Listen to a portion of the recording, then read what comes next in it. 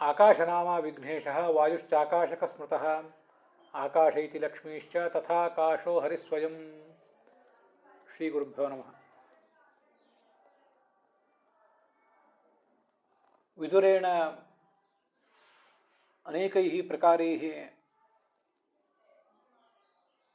ಬೋಧಿತಃ ಪ್ರಾಪ್ತ ನಿರ್ವೇದಃ ಧೃತರಾಷ್ಟ್ರಃ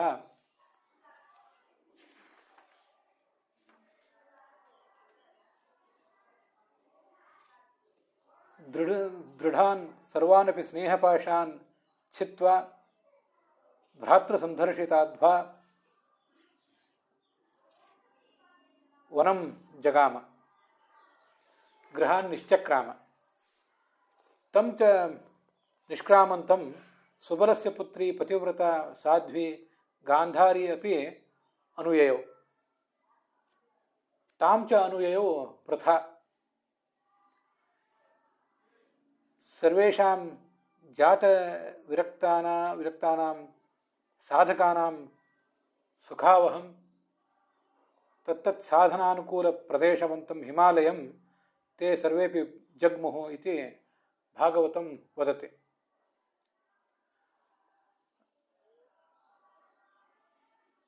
ಮಹಾಭಾರತಂ ತು ಪ್ರಥಮಂ ತೇ ಸರ್ವೇಪಿ ಕುರುಕ್ಷೇತ್ರಸ್ಯೈವ ವನಂ ಜಗ್ಮುಃ ಇತಿ ಸೂಚಯತಿ. ಉಭಯೋಃ ಭಾರತಭಾಗವತಯೋಃ ಸಂಗಮೇನ ಅಯಮತ್ರ ಅರ್ಥಃ ಸಮುತ್ಪದ್ಯತೆ. ಪ್ರಥಮಂ ಯುಧಿಷ್ಠಿರೇಣ ಅನ್ಯೈಶ್ಚ ಪಾಂಡವೈಃ ಅನುಜ್ಞಾತಾಃ ಏತೆ ಸರ್ವೇಪಿ ಪಾಂಡವೈಃ ಜ್ಞಾತೆ ಅನ್ಯೈಃ ಅಜ್ಞಾತೆ अन्यैः जनैः अज्ञाते कस्मिंश्चित् वनोद्देशे अपि च विविक्ते तस्मिन्नेव प्रदेशे कुरुक्षेत्रे कांश्चित् वर्षान् निन्युः. तत्रैव विदुरः स्वप्राणान् हित्वा स्वात्मनः अंशं युधिष्ठिरे प्रवेशयामास. अनन्तरं च एते सर्वेपि गंगाद्वारं कुरुक्षेत्रं त्यक्त्वा गंगाद्वारं हरिद्वारं ययुः हिमालयस्य परिसरं. तत्र धृतराष्ट्रः गान्धारी कुन्त्यौ च वह्नौ स्वान् देहान् परित्यज्युः. केवलं संजय एव अवशिष्टः बभूव. सोऽपि संजयः नारदं धृतराष्ट्रादीनां देहपातं सूचयामास. नारदः संजयश्च हस्तिनावतीमागत्य युधिष्ठिरम् अन्यांश्च पाण्डवान् एतं विषयम् अवदन् इति कथाभागः. ಒಂದನೇ ಸ್ಕಂದದ 12ನೇ ಅಧ್ಯಾಯದ 31ನೇ ಶ್ಲೋಕ ನಾವಿವತ್ತು ನೋಡಬೇಕಾದದ್ದು. ವಿದುರ ಚೆನ್ನಾಗಿ ಬೋಧನೆ ಮಾಡಿದ್ದ ಧೃತರಾಷ್ಟ್ರನಿಗೆ. ಆ ಬೋಧನೆಯನ್ನೆಲ್ಲ ಕೇಳಿ ಅವನಿಗೆ ವೈರಾಗ್ಯ ಬಂತು. ಅವನ ಒಳಗಿನ ಕಣ್ಣು ಜ್ಞಾನದ ಕಣ್ಣೇ ಆಗಿತ್ತು, ಅದೀಗ ಮುಚ್ಚಿತ್ತು ಮೋಹದಿಂದ. ಅದು ಆ ಕಣ್ಣು ಎಚ್ಚೆತ್ತುಕೊಂಡ ಮೇಲೆ ಈ ಮಾನುಷ ದೇಹದಲ್ಲಿ ಹುಟ್ಟಿದ್ದರಿಂದ ತನ್ನವರ ಬಗ್ಗೆ ಒಂದು ಬಲವಾದ ಸ್ನೇಹ, ತಾನು ಬೆಳೆದ ಪರಿಸರ, ತಾನು ಹುಟ್ಟಿದಾರಭ್ಯ ನೋಡಿದ ಅನೇಕ ವ್ಯಕ್ತಿಗಳು, ಈ ಕೆಲವರು ಇದ್ದಾರೆ ಕೆಲವರು ಈಗಿಲ್ಲ, ಅಂಥವರಲ್ಲಿ ತನಗೊಂದೇನು ಸ್ನೇಹ ಪಾಶ ಇತ್ತು, ಬಹಳ ದೃಢವಾದದ್ದು. ಅದನ್ನೆಲ್ಲ ಕಿತ್ತೊಗೆದು ನಿಶ್ಚಕ್ರಾಮ ಮನೆಯಿಂದ ಹೊರಗೆ ಬಿದ್ದ. ಹೇಗೆ? ಭ್ರಾತೃ ಸಂಧರ್ಷಿತಾಧ್ವಾ. ಅವನು ಕುರುಡನಾದ್ದರಿಂದ ಅವನಿಗೆ ದಾರಿ ತೋರಿಸಲಿಕ್ಕೆ ಈ ವಿದುರ ಇದ್ದ. ಅವನು ಅಲ್ಲಿಂದ ಮನೆಯನ್ನು ಬಿಟ್ಟು ಹೊರಗೆ ಬಂದ. ವನ ಮೋಕ್ಷಯೋ ಮಾರ್ಗ, ತುಂಬ ಸುಂದರವಾದ ಒಂದು ಶಬ್ದ ಅದು. ಸಹೋದರನಾದಂಥ ವಿದುರ ಅವನಿಗೆ ಮಾರ್ಗವನ್ನು ತೋರಿಸಿದ್ದ ಅಂತ. ಯಾವ ಮಾರ್ಗವನ್ನು ತೋರಿಸಿದ್ದ? ಅಧ್ವಾ ಅಂದರೆ ಮಾರ್ಗ. ವನದ ಮಾರ್ಗವನ್ನು ಕುರುಡನಾದ್ರಿಂದ ಅವನಿಗೆ ವನಕ್ಕೆ ಹೇಗೆ ಹೋಗಬೇಕು ಅನ್ನೋದನ್ನೇ ವಿದುರನೇ ತೋರಿಸ್ಬೇಕು. ಮತ್ತು ಮುಕ್ತಿಗೆ ಆತ ಹೇಗೆ ಹಾದಿ ಹಿಡಿಯಬೇಕು ಅನ್ನೋದನ್ನು ವಿದುರನೇ ತೋರಿಸ್ಬೇಕು. ಆ ಮಾರ್ಗವನ್ನು ತೋರಿಸಿದ್ದ. ಅದರಂತೆ ಕಾಡಿಗೆ ಅವನು ಹೊರಟ. ಅವನನ್ನು ಹಿಂಬಾಲಿಸಿ ಗಾಂಧಾರಿ, ಅವಳನ್ನು ಹಿಂಬಾಲಿಸಿ ಕುಂತಿ, ಇವರೆಲ್ಲರೂ ಕೂಡ ಹೊರಟರು ಅಂತ ಅನ್ನೋದನ್ನು ನಾವು ನೋಡಿದ್ದೇವೆ. ಹಿಮಾಲಯಕ್ಕೆ ಅವ್ರು ಹೋದರು ಅಂತ ಭಾಗವತದ 30ನೇ ಶ್ಲೋಕದಲ್ಲಿದೆ. ಅದರ ಕಥೆಯನ್ನು ಕೂಡ ಕಳೆದ ದಿವಸ ನೋಡಿದ್ದೀವಿ. ಅವರು ಮೊದಲು ಹೋಗಿದ್ದು ಕುರುಕ್ಷೇತ್ರಕ್ಕೆ, ಅಲ್ಲಿ ಕೆಲವು ಕಾಲ ಇದ್ದು ವಿದುರ ಅಲ್ಲಿ ತಾನು ಪ್ರಾಣ ಪರಿತ್ಯಾಗ ಮಾಡಿದ ಮೇಲೆ ಮುಂದೆ ಹಿಮಾಲಯಕ್ಕೆ ಹರಿದ್ವಾರಕ್ಕೆ ಹೋದರು. ಅಲ್ಲಿ ಕೆಲವು ಕಾಲ ಇದ್ದು ತಪಸ್ಸನ್ನು ಮಾಡಿದ ಮೇಲೆ ಧೃತರಾಷ್ಟ್ರನ ಹೃದಯದಲ್ಲೇ ಇದ್ದಂತಹ ಉಪಾಸನಾಗ್ನಿಯ ಹೊರಗೆ ಒಂದು ಬಾರಿ ಇಡಲ್ಪಟ್ಟಾಗ ಕಾಡ್ಗಿಚ್ಚು ಪ್ರಸರಿಸಿತು. ಅದರಲ್ಲೇ ಆ 3 ಜನ ತಮ್ಮ ಪ್ರಾಣ ಪರಿತ್ಯಾಗ ಮಾಡಿದರು.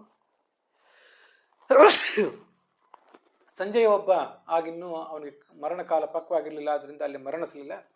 ಆತ ಕಾಲಕ್ರಮೇಣ ತನ್ನ ಶರೀರವನ್ನು ಪರಿತ್ಯಾಗ ಮಾಡಿದ ಅಂತಿಷ್ಟು ಕೇಳಿ ಬರ್ತದೆ. ಅಲ್ಲಿವರೆಗೆ 30ನೇ ಶ್ಲೋಕ ಸಮಾಪ್ತವಾಗಿತ್ತು.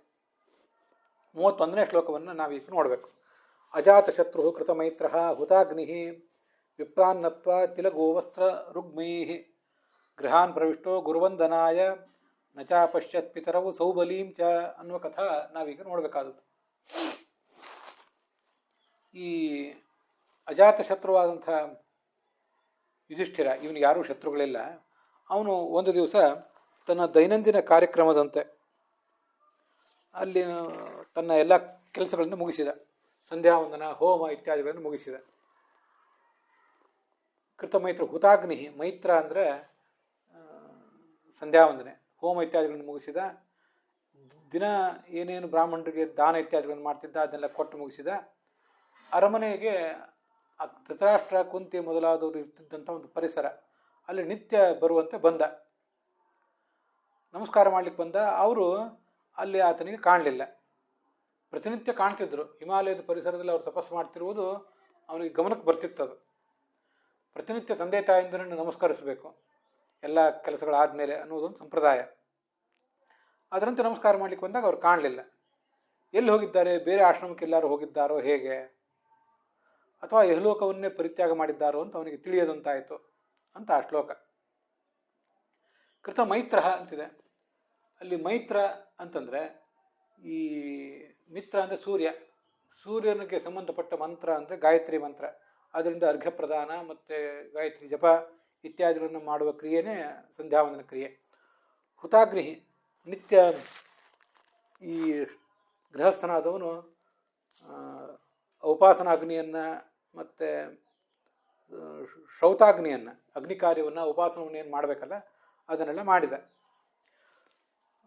ಮತ್ತು ವಿಪ್ರಾನ್ನತ್ವ, ಬ್ರಾಹ್ಮಣರಿಗೆ ನಮಸ್ಕಾರ ಮಾಡಿದ. ಅವರಿಗೆ ಎಳ್ಳು, ಗೋ, ವಸ್ತ್ರ, ಬಂಗಾರ ಇತ್ಯಾದಿಗಳನ್ನೆಲ್ಲ ದಾನ ಮಾಡಿದ. ಗೃಹಾನ್ ಪ್ರವಿಷ್ಟು ಗುರುವಂದನಾಯ, ಗುರುಗಳು ಅಂದರೆ ತನ್ನ ಹಿರಿಯರಾದಂಥ ಗಾಂಧಾರಿ, ಧೃತರಾಷ್ಟ್ರ ಮತ್ತು ಕುಂತಿಯರು ಅವ್ರ ಪರಿಸರಕ್ಕೆ ಬಂದ.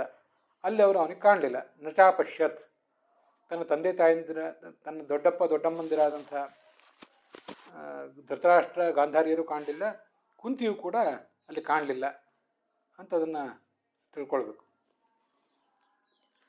ಈ ಶ್ಲೋಕದ ಬಗ್ಗೆ ಒಂದಿಷ್ಟು ಭಾಗವತ ತಾತ್ಪರ್ಯ ಇದೆ. ಅದಕ್ಕೆ ಏನು ಕಾರಣ, ಯಾಕೆ ಆ ಥರ ಭಾಗವತ ತಾತ್ಪರ್ಯವನ್ನು ಬರೀಬೇಕಾಯಿತು, ಬೇರೆಯವ್ರಿಗೆ ಏನು ವ್ಯಾಖ್ಯಾನ ಮಾಡಿದ್ದಾರೆ ಅಂತ ಅನ್ನೋದನ್ನೆಲ್ಲ ನಾವು ಒಂದು ಸ್ವಲ್ಪ ಗಮನಿಸಬೇಕು. ಅವನಲ್ಲಿ ಬಂದ, ಅಲ್ಲಿ ತಂದೆ ತಾಯಂದ್ರೆ ಕಾಣಲಿಲ್ಲ ಅಂತ ಬಂತಲ್ಲ, ಅದು ತಾತ್ಪರ್ಯ ಏನು ಹಾಗಾದರೆ? ಅನೇನ ರಾತ್ರಾವೇವ ಧೃತರಾಷ್ಟ್ರ ನಿರಗಾದಿತಿ ಸೂಚಿತಂ ಅಂತ ಬರೀತಾರೆ ವೀರರಾಘವರು. ರಾತ್ರಿಯಲ್ಲೇ ಹೊರಟೋಗಿಬಿಟ್ಟಿದ್ದ ಈ ಧೃತರಾಷ್ಟ್ರ. ಹೇಳದೆ ಕೇಳದೆ ಮನೆ ಬಿಟ್ಟು ಹೋಗಿಬಿಟ್ಟಿದ್ದ. ಬಹಳಷ್ಟು ಕೇಳ್ತಾ ಹೋದರೆ ಯಾರೂ ಕೂಡ ತನ್ನ ಮಾತನ್ನು ಒಪ್ಪಲಿಕ್ಕಿಲ್ಲ. ಅದಕ್ಕೆ ಯಾರಿಗೂ ಹೇಳುವುದೇ ಬೇಡ ಅಂತ ಆಲೋಚನೆ ಮಾಡಿ ರಾತ್ರಿಯೇ ಹೊರಟು ಹೋಗಿದ್ದ ಅಂತ ಅರ್ಥ ಬರೀತಾರೆ ವೀರರಾಘವರು. ಅದನ್ನು ಓದಿದವರಿಗೆ ಹೌದು ಅಂತ ಕಾಣಿಸ್ತದೆ. ಪಾಂಡವರು ತಮ್ಮ ದೊಡ್ಡಪ್ಪ ದೊಡ್ಡಮ್ಮಂದ್ರನ್ನ, ತಾಯಿಯನ್ನು ಹಾಗೆ ಸುಲಭವಾಗಿ ಕಳಿಸೋರಲ್ಲ. ಆದ್ದರಿಂದ ಇವರು ಒಪ್ಪುವುದಿಲ್ಲ ಅಂತ ಆಲೋಚನೆ ಮಾಡಿ ಅವನು ರಾತ್ರಿಯೇ ಹೊರಟೋಗಿದ್ದ ಅಂತ ಕಥೆ ಕೇಳಲಿಕ್ಕೆ ಚೆನ್ನಾಗಿದೆ. ಹೀಗೆ ದಿನನಿತ್ಯದ ಕಾರ್ಯಕ್ರಮಗಳನ್ನು ಮುಗಿಸಿ ಅವ್ರು ಇರ್ತದ ಕೋಣೆಗೆ ಬಂದ. ಆ ಕೋಣೆಯಲ್ಲಿ ಸೌಬಲಿ, ಗಾಂಧಾರಿ ಇವ್ರು ಯಾರನ್ನು ಕಾಣಲಿಲ್ಲ. ಪಿತರವು ಅಂತಿದೆ. ಪಿತರವು ಸೌಬಲಿ ಚ ಅಂತ. ಪಿತರವು ಅಂತಿದೆಯಲ್ಲ, ಇಬ್ಬರು ತಂದೆಯಂದಿರು ಅಂತ. ಇಬ್ಬರು ತಂದೆಯಂದಿರು ಅಂದ್ರೆ ಯಾರದು?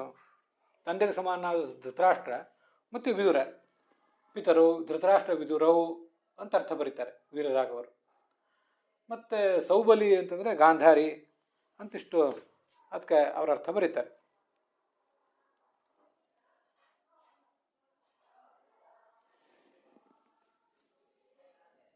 ಪಿತರವು ಅಂತ ದ್ವಿವಚನ ಬಂದಿರುವುದರಿಂದ ವಿದುರನು ಕೂಡ ಅಲ್ಲಿ ತಗೊಳ್ಬೇಕು ಅಂತ ಅವರ ತಾತ್ಪರ್ಯ. ಅವರಿಬ್ಬರು ಸಮಾನರು, ಧೃತರಾಷ್ಟ್ರ ಮತ್ತು ವಿದುರ ಇಬ್ಬರು ಕೂಡ ಧರ್ಮರಾಜನ ಪಾಲಿಗೆ ಸಮಾನರು. ಆದ್ದರಿಂದ ಅವರನ್ನು ಕೂಡ ತಗೊಳ್ಬೇಕು ಅಂತ ಅವರ ತಾತ್ಪರ್ಯ. ಇದು ವೀರರಾಘವರು ಅಲ್ಲಿ ಮಾಡಿರುವಂಥ ಅರ್ಥ.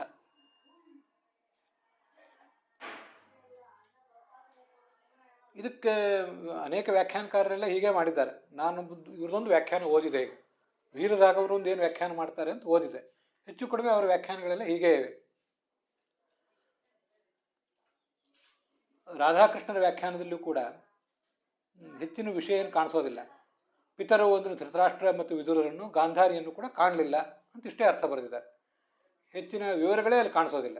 ಆದರೆ ನಾವು ಮಹಾಭಾರತ ಇತ್ಯಾದಿಗಳನ್ನು ಓದಿದವರಾಗಿದ್ದರೆ ನಮಗಿಲ್ಲಿ ಸಹಜವಾಗಿ ಒಂದು ಸಂಶಯ ಬರ್ತದೆ. ಆ ಸಂಶಯಕ್ಕೆ ಇವರು ಯಾರೂ ಪರಿಹಾರ ಕೊಟ್ಟಿಲ್ಲ. ಭಾಗವತವನ್ನು ವ್ಯಾಖ್ಯಾನ ಮಾಡುವಾಗ ಭಾಗವತದ ಕಥೆಯನ್ನು ಅವರು ಹೇಳಲಿಲ್ಲ.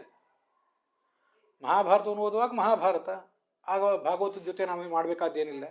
ಭಾಗವತವನ್ನು ಓದುವಾಗ ಬರೀ ಭಾಗವತ, ಆವಾಗ ಮಹಾಭಾರತದ ಗೊಡವೆ ಏನಿಲ್ಲ ಅಂತ ಅನೇಕ ಜನರ ತಾತ್ಪರ್ಯ ಕಾಣಿಸ್ತದೆ. ಆದರೆ ಅದಕ್ಕೆ ಹೀಗೆ ಆಚಾರ್ಯ ಅರ್ಥ ಹೇಳ್ತಾರೆ. ಅದಕ್ಕೆ ಸ್ಕಂದ ಪುರಾಣದ ಮಾತನ್ನು ಕೊಟ್ಟಿದ್ದಾರೆ, ಅದರ ಅರ್ಥಗಳನ್ನೆಲ್ಲ ಹೇಳಿದ್ದಾರೆ. ಅದನ್ನು ಅನುಸರಿಸಿ ವಿಜಯಧ್ವಜರು, ಯಾದವಾರ್ಯರು ವಿವರವಾದಂಥ ಅಭಿಪ್ರಾಯಗಳನ್ನು ಹೇಳ್ತಾರೆ. ತಾತ್ಪರ್ಯ ದೃಷ್ಟಿಯಿಂದ ಪಿತರವು ಅಂದರೆ ಯಾರು? ವಿದುರ ಮತ್ತು ಧೃತರಾಷ್ಟ್ರ ಅಲ್ಲ. ಯಾಕೆಂದರೆ ಈಗಾಗಲೇ ಆ ವಿದುರ ತನ್ನ ಪ್ರಾಣ ಪರಿತ್ಯಾಗ ಮಾಡಿ ಆಗಿದೆ. ಅವನಿಲ್ಲ, ಈ ಕುರುಕ್ಷೇತ್ರದ ಕಾಡಿನಲ್ಲಿ ಅವನು ಪ್ರಾಣ ಪರಿತ್ಯಾಗ ಮಾಡಿ ಆಗಿದೆ. ಆದ್ದರಿಂದ ಪಿತರವು ಎಂಬ ಶಬ್ದಕ್ಕೆ ಧೃತರಾಷ್ಟ್ರ ಮತ್ತು ವಿದುರ ಅಂತ ಅರ್ಥ ಮಾಡಬಾರದು. ಕುಂತಿ ಧೃತರಾಷ್ಟ್ರವು ಅಂತ ಅರ್ಥ ಮಾಡಬೇಕು. ಕುಂತಿ ಮತ್ತು ಧೃತರಾಷ್ಟ್ರರು ಇವರಿಬ್ಬರು ಕೂಡ ತನಗೆ ಸಮಾನರಾದವರೇ. ಮತ್ತು ಸೌಬಲಿ ಅಂದ್ರಂತೂ ಗಾಂಧಾರಿ ಅಂತ. ಆ ಮೂರು ಜನ ಎಲ್ಲಿ ಹೋದರು, ಎಲ್ಲಿದ್ದಾರೆ ಅಂತ ಅವನಿಗೆ ಗೊತ್ತಾಗಲಿಲ್ಲ. ಅವನ ಮನಸ್ಸಿನಲ್ಲಿ ವಿಪದ್ಭಾವ ಬಭೂವ ಅಂತ ಬರೀತಾರೆ ಆಚಾರ್ಯರು. ಏನೋ ಆಗಿದೆ ಅಂತ. ಅವನು ಈ ಸಾಮಾನ್ಯನಾದ ರಾಜ ಅಲ್ಲ, ಸ್ವಯಂ ಯಮನ ಅಂಶ ಸಂಭೂತನಾದವನು. ದಿನನಿತ್ಯ ಅವರಿಗೆ, ಅವನ ಕಣ್ಣಿಗೆ ಈ ಮೂರು ಜನ ಹಿಮಾಲಯದಲ್ಲಿ ಇದ್ದರೂ ಕೂಡ ಇವನಿಗೆ ಅವ್ರು ಕಾಣಿಸ್ತಾ ಇದ್ರು. ಕಾಣಿಸ್ತಿದ್ದರಿಂದ ಅವನು ಇವ್ರು ಎಲ್ಲಿ ಹೋದ್ರು ಅಂತ ಕಾಣಲಿಲ್ಲ. ವಿದುರ ಅಂತೂ ತನ್ನೊಳಗೆ ಏಕೀಭೂತನಾಗಿದ್ದಾನೆ ಅನ್ನೋದು ಹಿಂದೆ ಇವನಿಗೆ ಗೊತ್ತು. ಆದ್ದರಿಂದ ಇಲ್ಲಿ ಪಿತರವು ಅಂದರೆ ಕುಂತಿ ಮತ್ತು ಧೃತರಾಷ್ಟ್ರರು, ಹಾಗೆ ಸೌಬಲಿ ಅಂದರೆ ಗಾಂಧಾರಿ. ಅದರಿಂದ ಇವ್ರಿಗೆ ಏನಾಯಿತು, ಏನು ಆತಂಕ ಆಯಿತು ಅಂತ ಅವನಿಗೆ ಭಯ ಆಯಿತು. ಇಲ್ಲದೆ ಹೋದರೆ, ಇದನ್ನೆಲ್ಲ ನಾವು ತಿಳ್ಕೊಳ್ಳದೆ ಹೋದರೆ ಅನ್ಯಥಾ ಮಹಾಭಾರತ ವಿರೋಧ ಆಚಾರ್ಯ ಹೇಳ್ತಾರೆ.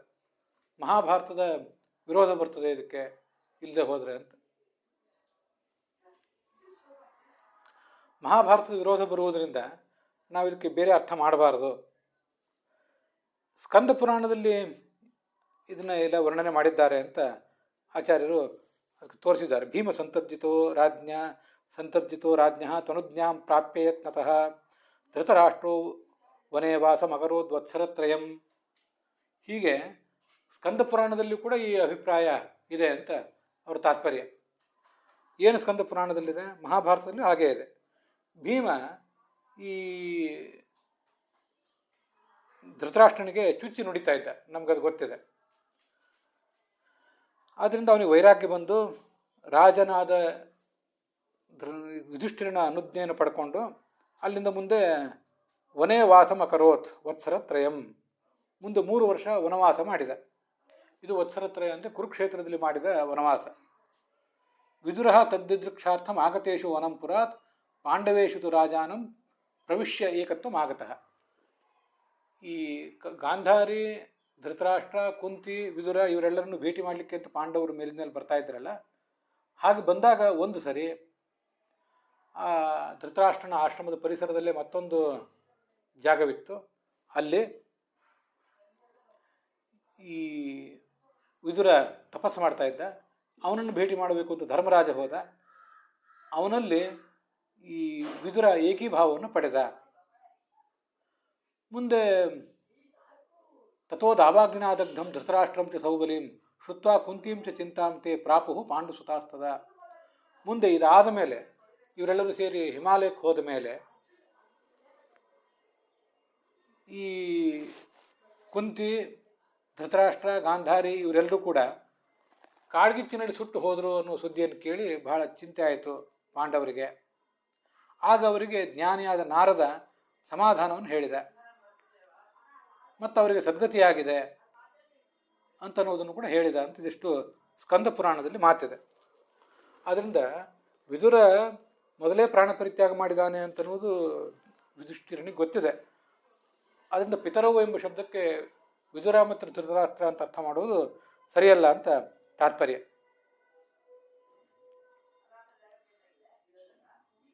ಇವನು ಜ್ಞಾನಿ ಆದ್ದರಿಂದ ಪ್ರತಿನಿತ್ಯ ಅವನಿಗೆಲ್ಲವೂ ಕೂಡ ಕಾಣಿಸ್ತಾ ಇತ್ತು ಅಂತನ್ನುವುದು ತಾತ್ಪರ್ಯ. ಇದಕ್ಕೆ ವಿಜಯಧ್ವಜರು ಮತ್ತು ಯಾದವಾರರು ಏನು ಅರ್ಥ ಮಾಡಿದ್ದಾರೆ ಅದೊಂದನ್ನು ನಾವು ಗಮನಿಸಬೇಕು. ಮಿತ್ರ ಅಂದರೆ ಸೂರ್ಯ, ಅವನ ವಿಷಯಕವಾದ ಕರ್ಮ ಅಂದರೆ ಸಂಧ್ಯೋಪಾಸನೆ ಮೊದಲಾದದ್ದು. ಈ ಗಾರ್ಹಪತ್ಯಾದಿ ಅಗ್ನಿಷು ಹುತಂ ಏನ ಸಹ, ಗಾರ್ಹಪತ್ಯಾಗ್ನಿ ಮೊದಲಾದ ಅಗ್ನಿಗಳಲ್ಲಿ ಹೋಮ ಮಾಡಿದ, ಎಲ್ಲ ದಾನ ಇತ್ಯಾದಿಗಳನ್ನು ಮಾಡಿದ. ತದಾಯತನಂ ನಮಸ್ಕುರುವನ್, ತಮ್ಮ ಗುರು ಹಿರಿಯರಾದಂಥ ಧೃತರಾಷ್ಟ್ರ, ಕುಂತಿ ಮೊದಲಾದವರು ವಾಸ ಮಾಡ್ತಿದ್ದ ಪರಿಸರಕ್ಕೆ ಬಂದ. ಅಲ್ಲಿ ಪ್ರತಿನಿತ್ಯದಂತೆ ನಮಸ್ಕಾರ ಮಾಡಲಿಕ್ಕೆ ಬಂದ.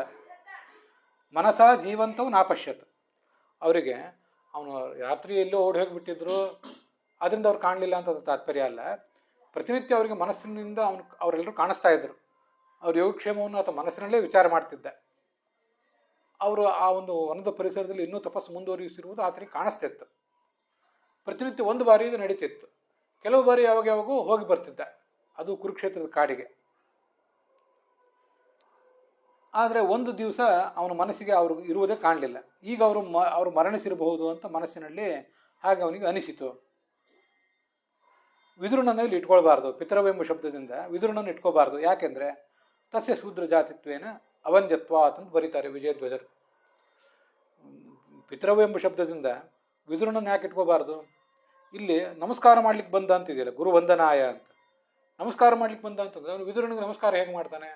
ವಿದುರ ಅವನು ಶೂದ್ರ ಜಾತಿಗೆ ಸಂಬಂಧಪಟ್ಟವನು, ಅವನಿಗೆ ನಮಸ್ಕಾರ ಮಾಡೋದಿಲ್ಲ, ಮಾಡ್ಲಿಕ್ಕೆ ಸಾಧ್ಯ ಇಲ್ಲ ಯುಧಿಷ್ಠಿರ ಅಂತ ಅವ್ರ ತಾತ್ಪರ್ಯ. ಮತ್ತು ಇನ್ನೊಂದು ಕಾರಣ, ಈ ಧೃತರಾಷ್ಟ್ರಾದಿಗಳು ಮರಣಿಸುವುದಕ್ಕಿಂತ ಮುಂಚೆನೇ ಆ ಯುಧಿಷ್ಠಿರನಲ್ಲಿ ವಿದುರ ಏಕೀಭಾವವನ್ನು ಹೊಂದಿಬಿಟ್ಟಿದ್ದಾನೆ. ಆದ್ದರಿಂದ ಒಟ್ಟಾರೆ ತಾತ್ಪರ್ಯ ಏನು, ಮಹಾಭಾರತಾದಿಗಳಲ್ಲಿ ಬಂದಂತೆ, ಸ್ಕಂದ ಪುರಾಣದಲ್ಲೆಲ್ಲ ಬಂದಂತೆ ಮನಸ್ಸಿನಿಂದ ಅವನು ನೋಡ್ತಾ ಇದ್ದ, ಅದು ಆವತ್ತು ಮನಸ್ಸಿನಲ್ಲಿ ಅವನಿಗೆ ಕಾಣಲಿಲ್ಲ. ಇಷ್ಟೇ ಅದರ ತಾತ್ಪರ್ಯವನ್ನು ನಾವು ತಿಳ್ಕೊಳ್ಬೇಕು, ಬೇರೆ ಯಾವುದನ್ನು ಕೂಡ ತಿಳ್ಕೊಳ್ಬಾರ್ದು ಅಂತ ಅಭಿಪ್ರಾಯ. ಇಲ್ಲಿ ವಿದುರ ಶೂದ್ರ ಜಾತಿಯವನು, ಆದ್ದರಿಂದ ಅವನಿಗೆ ಈ ಯುಧಿಷ್ಠಿರ ನಮಸ್ಕಾರ ಮಾಡೋದು ಸಾಧ್ಯ ಇಲ್ಲ ಅಂತ ವಿಜಯಧ್ವಜರ ಅಭಿಪ್ರಾಯ ಏನಿದೆ, ಅದು ಇದೇ 12ನೇ ಅಧ್ಯಾಯದ 1ನೇ ಸ್ಕಂದದ 12ನೇ ಅಧ್ಯಾಯದ 5ನೇ ಶ್ಲೋಕಕ್ಕೆ ಆ ಅಭಿಪ್ರಾಯ ವೃದ್ಧ ಆಗ್ತದೆ. ದುಶಾಸನ ದುರ್ಯೋಧನಾದಿಗಳ ಅಭಿಪ್ರಾಯ ಹೇಗೆ ಏನೇ ಇರಲಿ, ಆದರೆ ಇವನು ಮಾತ್ರ ನಮಸ್ಕಾರ ಮಾಡ್ತಿದ್ದ. ಅದೆಲ್ಲಿ ಬಂದಿದೆ? ಈಗೊಂದು ಬಂದಿದೆ ಶ್ಲೋಕದಲ್ಲಿ, ಪ್ರತ್ಯಾಜಗ್ಮ ಪ್ರಹರ್ಷೇಣ ಪ್ರಾಣಾಸ್ತನ್ಮ ಇವಹಾಗತಂ ಅಭಿಸಂಗಮ್ಯ ವಿಧಿವತ್ ಪರಿಶ್ವಂಗಾಭಿವಾದನೈ. ವಿದುರ ಬಂದಾಗ ಎಲ್ಲರೂ ಕೂಡ ಸಂತೋಷದಿಂದ ಮೇಲೆದ್ರು, ನಮಸ್ಕಾರ ಮಾಡಿ ಪರಿಶ್ವಂಗ ಅವನನ್ನು ಆಲಂಗಿಸ್ಕೊಂಡ್ರು, ಅಭಿವಂದನೆ ನಮಸ್ಕಾರ ಮಾಡಿದ್ರು ಕೂಡ ಅಂತ ಹೀಗೆಲ್ಲ ಕೇಳಿ ಬರ್ತದೆ. ಆದ್ದರಿಂದ ಅದೇನು ಅಷ್ಟು ಉಚಿತವಾದ ಅನುವಾದ ಅಲ್ಲ. ಅಭಿವಂದನ ಅಂದರೆ ಕೇವಲ ನಾವು ಯಾರಿಗೋ ನಮ್ಮ ಸಮಾನ ಸ್ಕಂದರಾದವ್ರಿಗೆ ಕೈ ಮುಗಿದು ನಮಸ್ಕಾರ ಮಾಡ್ತೀವಲ್ಲ, ಕೆಲವು ಸರಿ ಎರಡು ಕೈ ಮುಗಿದು, ನೆಲಕ್ಕೆ ಮಣಿದೇನು ನಮಸ್ಕಾರ ಮಾಡಲಿಕ್ಕಿಲ್ಲ, ಆದರೆ ಎರಡು ಕೈ ಮುಗಿದು ನಮಸ್ಕಾರ ಮಾಡ್ತೀವಿ. ದೇಶಾವರಿ ನಗೆ ಅಷ್ಟೇ, ಅದು ಅಷ್ಟೇ ನಮಸ್ಕಾರ ಅಂತ ಅರ್ಥ ಮಾಡ್ಕೊಳ್ಳಿಕ್ಕೆ ಏನು ಕಾರಣ ಇಲ್ಲ. ಪಾಂಡವರಿಗೆ ಅವನ ಬಗ್ಗೆ ಅಂಥ ಒಂದು ಗೌರವವೇ ಇತ್ತು. ಪಿತೃವ್ಯ ಅಂತ ಅವನನ್ನು ಗೌರವಿಸ್ತಾ ಇದ್ರು, ಚಿಕ್ಕಪ್ಪ ಅಂತ ಗೌರವಿಸ್ತಾ ಇದ್ರು. ಅದರಿಂದ ನಮಸ್ಕಾರ ಮಾಡಲಿಕ್ಕೆ ಯುಧಿಷ್ಠಿರನಿಗೆ, ವಿದುರನಿಗೆ ನಮಸ್ಕಾರ ಮಾಡಲಿಕ್ಕೆ ಏನು ಹಿಂಜರಿಕೆ ಇರಲಿಲ್ಲ. ಅದನ್ನಾಗ ನಾವು ಭಾವಿಸಬೇಕಾಗಿಲ್ಲ. ಆದರೆ ವಿದುರ ಅಲ್ಲಿ ಈಗಾಗಲೇ ಮರಣಿಸಿದ್ದಾನೆ, ಅವನು ನನ್ನೊಳಗೆ ಏಕೀಭೂತನಾಗಿದ್ದಾನೆ ಅನ್ನುವುದು ಇವನಿಗೆ ಗೊತ್ತಿತ್ತು. ಅಷ್ಟೊಂದು ಕಥೆಯನ್ನು ಮಾತ್ರ ನಾವು ನೋಡಿದರೆ ಸಾಕು.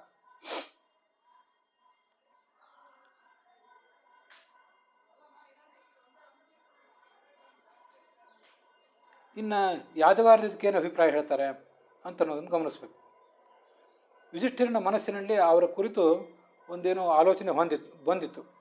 ಇವರು ತೀರಿಕೊಂಡಿರಬೇಕು, ನನಗೆ ಅವ್ರು ಕಾಣ್ತಾ ಇಲ್ಲ ಆ ಕಾರಣದಿಂದಲೇ ಅಂತ. ಮಹಾಭಾರತದಲ್ಲಿ ಬಂದಿರುವಂಥ ಕಥೆಯನ್ನೆಲ್ಲ ಗಮನಿಸಬೇಕು.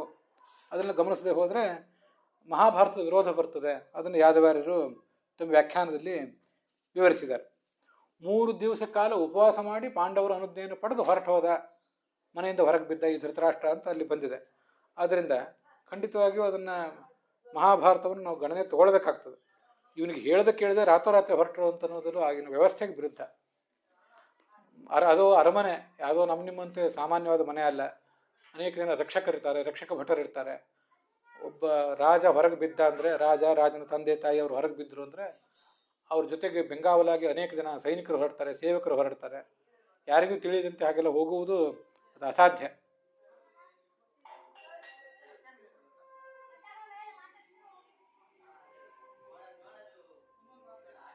ಇಷ್ಟು ಕಥೆ ಇದೆ.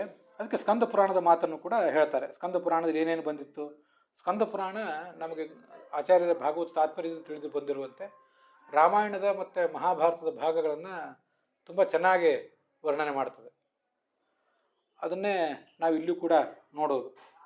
ಆದ್ದರಿಂದ ಅವನು ಅಲ್ಲಿಗೆ ಹೊರಟು ಹೋದ. ಭೀಮನ ಆ ಬೆದರಿಕೆಯನ್ನು, ಮೂದಲಿಕೆಯನ್ನು ತಾಳದೆ ಅವನು ಕಾಡಿಗೆ ಹೊರಟು ಹೋಗಿದ್ದ ಅಂತ ಇಷ್ಟು ಕೇಳಿ ಬರ್ತದೆ.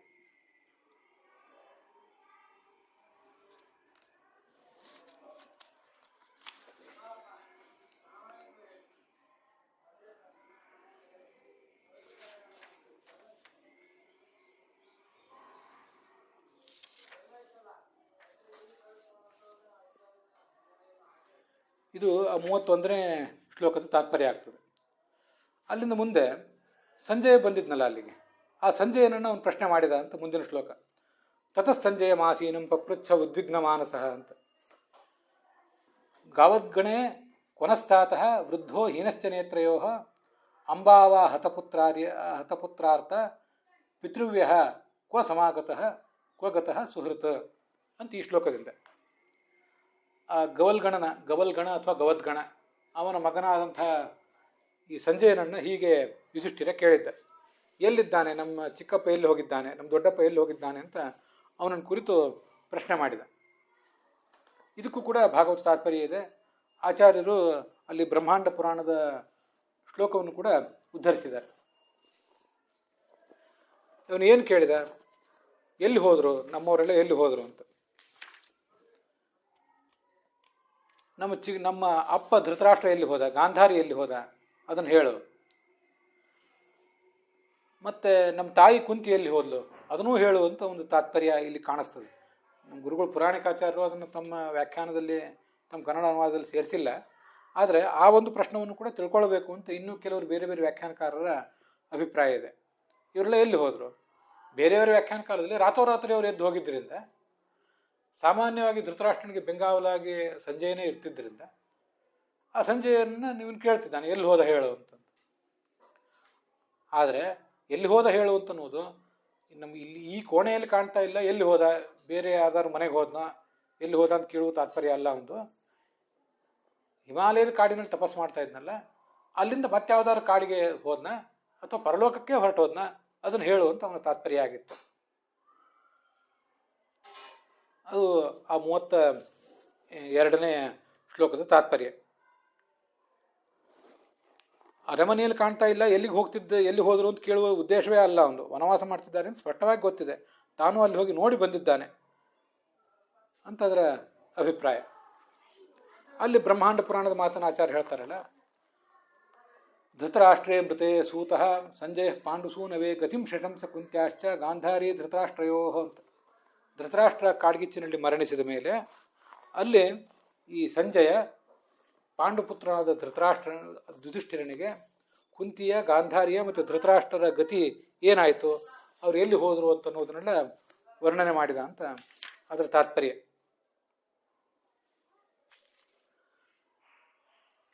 ಇದು ಬ್ರಹ್ಮಾಂಡ ಪುರಾಣದ ಮಾತಿನಿಂದ ನಾವು ತಿಳ್ಕೊಳ್ಬೇಕಾದದ್ದು. ಅಲ್ಲಿ ಶ್ಲೋಕ ಹೀಗಿದೆಯಲ್ಲ, ಕೊನಸ್ತಾತಃ ವೃದ್ಧೋ ಹೀನಶ್ಚ ನೇತ್ರಯೋ. ಕಣ್ಣು ಬೇರೆ ಕಾಣ್ತಿರ್ಲಿಲ್ಲ ಅವನಿಗೆ, ಎಲ್ಲಿ ಹೊರಟೋಗ್ಬಿಟ್ಟ ಪಾಪ, ಏನು ತೊಂದರೆ ಮಾಡ್ಕೊಂಡ್ನೋ. ಅಲ್ಲಿ ತಾತಃ ಅಂತಿದೆ. ತಾತ ಅಂದರೆ ನಮ್ಮ ತಂದೆ, ನಮ್ಮ ಹಿರಿಯ ಅಂತ ಹೀಗರ್ಥ. ಮತ್ತೆ ಪಿತೃವ್ಯಹ ಅಂತಿದೆ. ಪಿತೃವ್ಯ ಅಂತ ಚಿಕ್ಕಪ್ಪ ಅಂತ ಮತ್ತೆ ಅರ್ಥ ಆಗ್ತದೆ, ಪಿತೃವ್ಯ ಅಥವಾ ದೊಡ್ಡಪ್ಪ ಅಂತ ಅರ್ಥ ಆಗ್ತದೆ. ಮತ್ತೊಂದ್ಸರಿ ಯಾಕೆ ಪ್ರಶ್ನೆ ಯಾಕೆ ಬಂತು ಅಂತೆಲ್ಲ ನಮಗೆ ಜಿಜ್ಞಾಸೆ ಬರ್ತದೆ. ಒಂದ್ಸರಿ ಕೇಳಿದ್ನಲ್ಲ, ಧೃತರಾಷ್ಟ್ರನ ಬಗ್ಗೆ ಕೇಳಿದ್ದಾನೆ, ಕುರುಡನಾದ ನಮ್ಮ ತಂದೆ ಎಲ್ಲಿ ಹೋದ ಅವನು ಅಂತ. ಎಲ್ಲಿ ಹೋದ ಅಂತ ಪ್ರಶ್ನೆ ಮಾಡಿದ್ರೆ ಮತ್ತೆ ಪಿತೃವ್ಯ ಅಂತ ಯಾಕೆ? ವಿದುರ ಅಂತ ಬೇರೆ ಬೇರೆ ವ್ಯಾಖ್ಯಾನಕಾರರಲ್ಲಿ ಹೇಳ್ತಾರೆ ಅದೇ ಸಮಸ್ಯೆ.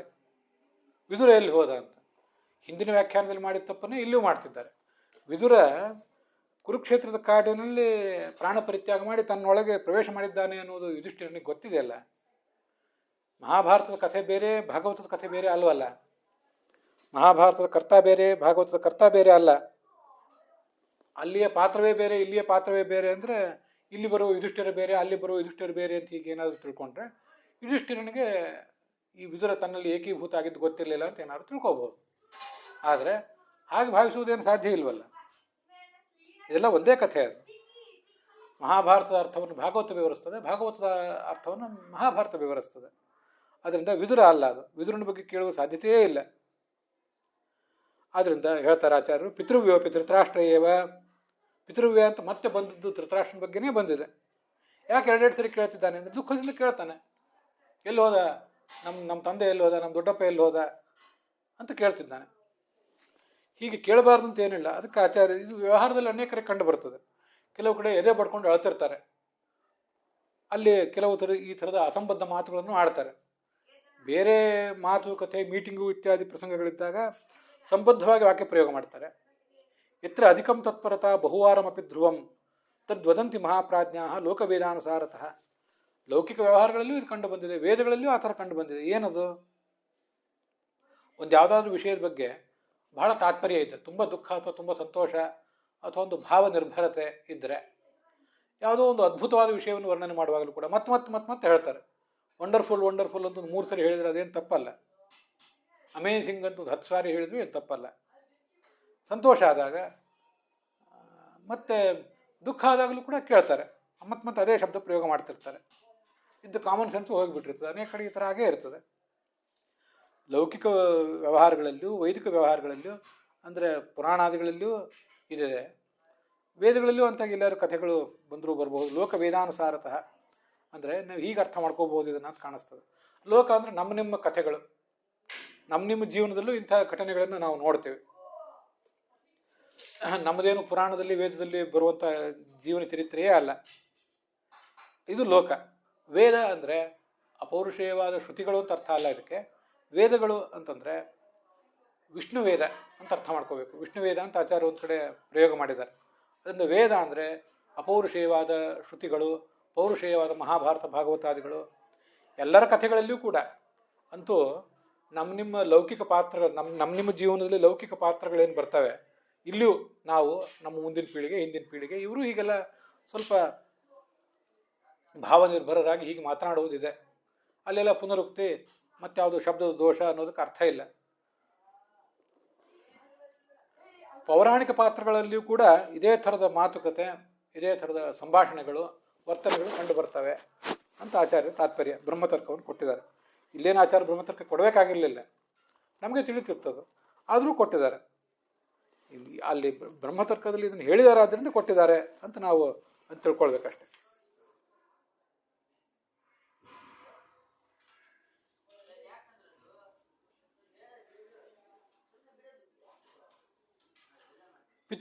ಪಿತೃವ್ಯೋಪಿ ಸಯೇವ ಧೃತರಾಷ್ಟ್ರಸ್ಯ ಪುನಃಸ್ಥಾತಃ ಅಂತ ಮೊದಲೇ ಕೇಳಿದ್ದಾನಾದ್ರಿಂದ ಮತ್ತೊಂದು ಸರಿ ಬಂದರೆ ಅದಕ್ಕೆ ಆ ಧೃತರಾಷ್ಟ್ರನ ಬಗ್ಗೆನೇ ಮತ್ತೆ ಕೇಳುವ ತಾತ್ಪರ್ಯ ಅವನಿಗಿದೆ ಅಂತ ಅದು ತಾತ್ಪರ್ಯ. ಆದ್ದರಿಂದ ವಿದುರನಂತೂ ತಗೊಳ್ಳೇಬಾರದು, ಧೃತರಾಷ್ಟ್ರನ ಬಗ್ಗೆನೇ 2 ಸರಿ ಕೇಳಿದ್ದಾನೆ ಅಂತ ಅಭಿಪ್ರಾಯ. ಪಿತೃವ್ಯವು ಅಂತ ಶಬ್ದ ಇದೆಯಲ್ಲ, ಪಿತೃವ್ಯವು ಅಂತ ಅನ್ನೋದಕ್ಕೆ ಅಲ್ಲಿ ಮುಂದೆ ಬಂದದ್ದು ಆ ಗಾಂಧಾರಿಯನ್ನ ದೃಷ್ಟಿಯಲ್ಲಿ ಇಟ್ಕೊಂಡು ಹೇಳಿದ್ದಾರೆ ಅಂತ ನಾವು ತಿಳ್ಕೊಳ್ಬೇಕು. ಪಿತೃವ್ಯವು ಕೆಲವು ಕಡೆ ಇದೇ ಸಮಸ್ಯೆ. ಅಂಬಾವ ಹತಪುತ್ರಾರ್ಥ ಪಿತೃವ್ಯ ಕಹ ಗತ ಸುಹೃತ್. ಪಿತೃವ್ಯ ಅಂತ ಏಕವಚನ ಇದೆ, ಕೆಲವು ಕಡೆ ಪಿತೃವ್ಯವು ಅಂತ ದ್ವಿವಚನ ಇದೆ. ಯಾದವಾರ್ಯ ಪಾಠದಲ್ಲಿ ಪಿತೃವ್ಯವು ಅಂತ ದ್ವಿವಚನ ಇದ್ದದ್ದೇ ಕಾಣಿಸ್ತದೆ. ಗೋವಿಂದಾಚಾರ್ಯ ಕೂಡ ಅದನ್ನು ಉದ್ಧರಿಸಿದ್ದಾರೆ. ಪಿತೃವ್ಯವು ಅಂತ ಈ ಥರ ಹೇಳಿದ್ದರಿಂದ ಗಾಂಧಾರಿ ಮತ್ತು ಧೃತರಾಷ್ಟ್ರ ಇವರಿಬ್ಬರು ಎಲ್ಲಿ ಹೋದರು? ಪಿತೃವ್ಯಶ್ಚ ಪಿತೃವ್ಯಾಚ ಪಿತೃವ್ಯವು ಅಂತ ಏಕಶೇಷ ಆಗ್ತದದು. ತಂದೆ ತಾಯಿ ಇಬ್ಬರು ಸೇರಿ ಪೇರೆಂಟ್ಸ್ ಆಗುವಂತೆ ಹೀಗಾಗ್ತದೆ. ಹೀಗೆ ಪಿತಾ ಮಾತಾ ಪಿತಾ ಚ ಪಿತರು, ಹಾಗೆ ಪಿತೃವ್ಯಶ್ಚ ಪಿತೃವ್ಯಾಚ, ಪಿತೃವ್ಯ ಅಂದರೆ ದೊಡ್ಡಪ್ಪ, ಪಿತೃವ್ಯಾ ಅಂದರೆ ದೊಡ್ಡಮ್ಮ, ಅವರಿಬ್ಬರು ಸೇರಿ ಒಂದೇ ಶಬ್ದ ಉಳಿದು ಪಿತೃವ್ಯವು ಅಂತ ಹೀಗಾಗಿಬಿಡ್ತದೆ ಅಂತ ಅದರ ಒಟ್ಟ ಅಭಿಪ್ರಾಯ ಆಗ್ತದೆ.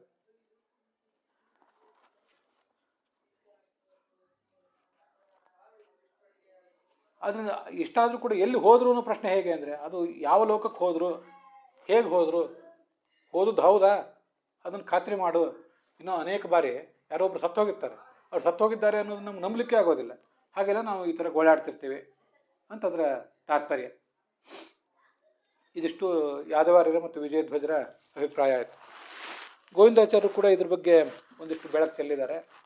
ಆ ಯುಧಿಷ್ಠಿರನಿಗೆ ಹಾಗೊಂದು ಅಲೌಕಿಕವಾದಂಥ ಜ್ಞಾನವೇ ಇತ್ತು ಅಂತನ್ನೋದನ್ನು ಅವರು ಕೂಡ ತಮ್ಮ ವ್ಯಾಖ್ಯಾನದಲ್ಲಿ ಒಪ್ಕೋತಾರೆ. ಆ ಥರ ಬೇರೆ ಬೇರೆ ವ್ಯಾಖ್ಯಾನಕಾರರು ಹೇಳಿದ್ದನ್ನು ಹೇಳಿ ಕೂಡ ಇದ್ದಾರೆ.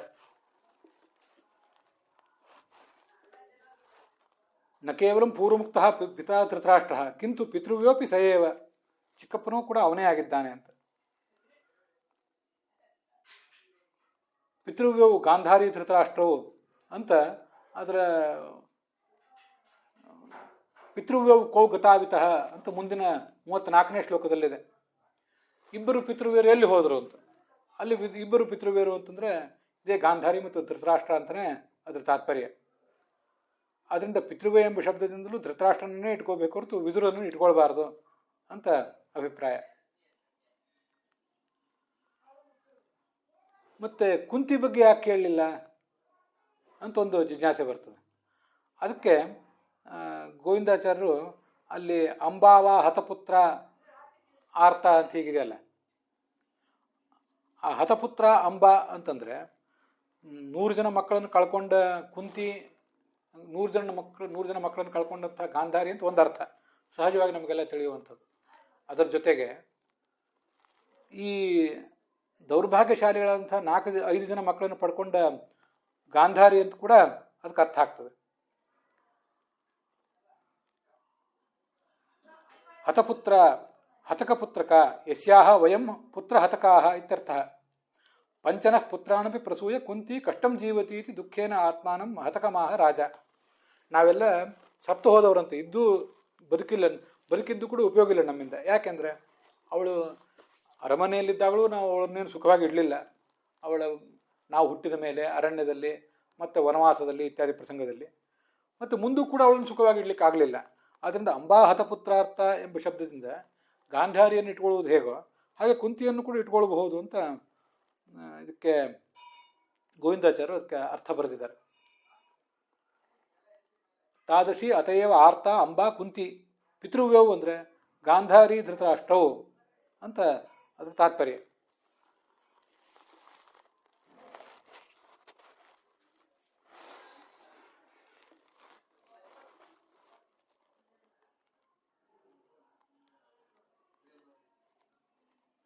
ಪಿತರವು ಸೌಬಲಿ ಅಂತ ಹೀಗೆ ಅನೇಕ ಥರದ ಪಾಠಗಳಿವೆ.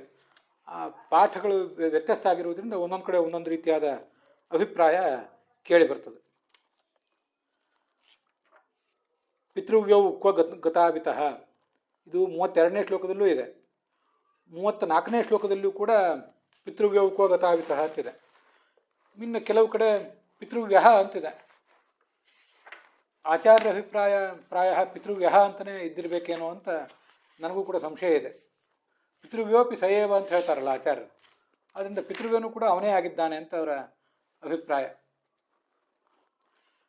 ಹೀಗೆ ಮೂಲ ಶ್ಲೋಕದಲ್ಲೇ ಗೋವಿಂದಾಚಾರ್ಯರು ಏನು ಮುದ್ರಿಸಿದ್ದಾರೆ ಅದರಲ್ಲಿ ಪಿತೃವ್ಯವು ಅಂತ ಹೀಗಿದೆ 32ನೇ ಶ್ಲೋಕದಲ್ಲಿ ಪಿತೃವ್ಯವು ಕ್ವ ಗತಾವಿತಃ ಅಂತ. ಇನ್ನು ಕೆ ಟಿ ಪಾಂಡುರಂಗಿಯವರು ಮುದ್ರಿಸಿರುವಂಥ ಗ್ರಂಥದಲ್ಲಿ ಪಿತೃವ್ಯ ಕ್ವ ಗತಃ ಸುಹೃತ್ ಅಂತ ಹೀಗೆ ಪಾಠ ಇದೆ. ಈ ಪಾಠವನ್ನು ನಿರ್ಧಾರ ಮಾಡೋದು ಕಷ್ಟ. ಏನಿದ್ರೂ ಕೂಡ ಯುಧಿಷ್ಠಿರನ ಪ್ರಶ್ನೆ ಕುಂತಿ, ಧೃತರಾಷ್ಟ್ರ, ಗಾಂಧಾರಿ ಇವರೆಲ್ಲರ ಕುರಿತಾಗಿ ಇತ್ತು ಅಂತ ನಾವು ತಿಳ್ಕೊಳ್ಬಹುದು.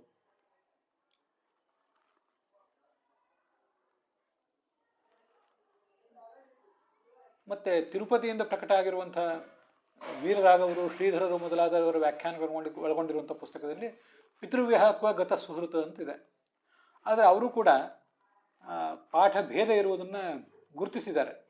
ಈಗ ವ್ಯತ್ಯಸ್ತವಾದಂಥ ಪಾಠಗಳು ಇರಬಹುದು ಅಂತನ್ನೋದನ್ನು ಅವರು ಕೂಡ ಹೇಳಿದ್ದಾರೆ. ಇಷ್ಟು ವಿಷಯಗಳನ್ನು ಇವತ್ತು ಹೇಳಿ ಮುಗಿಸಿದ್ದೇನೆ. ಹೀಗೆ ಇವನು ಹೇಳಿದ ಮೇಲೆ ಸಂಜಯ ಏನು ಉತ್ತರ ಹೇಳಿದ ಅಂತ ಅನ್ನೋದನ್ನು ನಾವು ನಾಳೆ ದಿವಸ ನೋಡೋಣ. ಅಲ್ಲಿಗೆ ಇವತ್ತಿನ ಈ ಭಾಗ ಸಮಾಪ್ತವಾಗಿದೆ. ಹುಸಿಯ ನಾಡಿ ಹೊಟ್ಟೆ ಹೊರೆವ ವಿಷಯದಲ್ಲಿ ರಸಿಕನೆಂದು ಹುಸಿಗೆ ಹಾಕದಿರುವ ಎನ್ನ ಋಷಿಕೇಶನೇ, ಈಶ ನಿನ್ನ ಚರಣ ಭಜನೆ ಆಸೆಯಿಂದ ಮಾಡುವೆ, ದೋಷರಾಶಿ ನಾಶ ಮಾಡು ಶ್ರೀಶಕೇಶವ. ಶ್ರೀಕೃಷ್ಣಾರ್ಪಣ ವಸ್ತು.